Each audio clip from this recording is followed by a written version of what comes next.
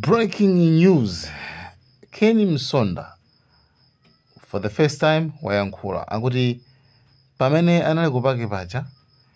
pa nthawi imene Namiwa amayankhula nde mukuonanso kuti Msonda adayimirira nthawi imeneja khanga kuti akumiyankha kuti hey chanchani akuti nthawi imenejayo akuti Namiwa anakhala kuti wachita makani akuti akadanchapa makofi zimenezi ndithu wayankhula pakamwa pake ndiye timumvere kuti akuti chani. Koma m'maganizo mwanu mukuona kuti Kenny Msonda angamenye munthu nkuvale kuti apanda menyedwa anacho kantenga ku nyumba kati wakuba tu mama Tuesday tubira kuti ali kulilongo kwatani abranda kwatani kulisongano wa miki ndalisobana atina kuiwala ndipepani ngati yayi ine sindipitako ngati ayi ngati mmakonda chakwera ngati mmakonda MCP ngati mmakonda boma lino ngati mmakonda amalawi Msonda chondi chagwira mwendo pitani nkona napita pinetu nanyamuka the same Tuesday ndege ya mawa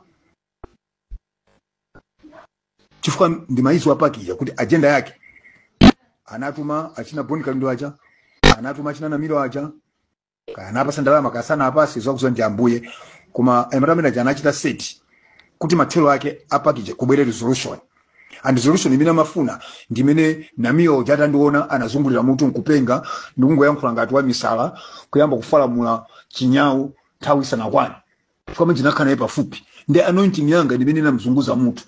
chifukwa anointing inali ndine imene Mulungu anandipasa inazunguza mutu anyamataja na mimi ndi Boni Kalundo jaje kumstand the anointing nkone Namiyo chanonguzuka ndikuyamba yeka kulaba duka ngati wa misala kona namuza ti kalabansi ewe mpanga wachepa iweyo kalabansi eweyo kadipene zimene mwakutumana mwachepa khalani bansi osadikirira bwanji tibe kusankho kuti ndi 4 months to elections nderero mukuti boma tisanke boma lo ndisasankho iwe ndizimene akutuma AGBB khala bansi mpwanga anaziwanso eje nkona nakhala bansi anakapanga matamu nje nakamfala mulani makofi anakaziwaso so director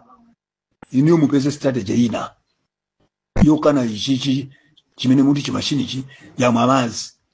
ya maliro achilima ya mwamazi ya makandulo ya mwamazi yokuti yakumenya nikumbowe ya mwamazi yanu yakumponera ya mwamazi pezani ina Camera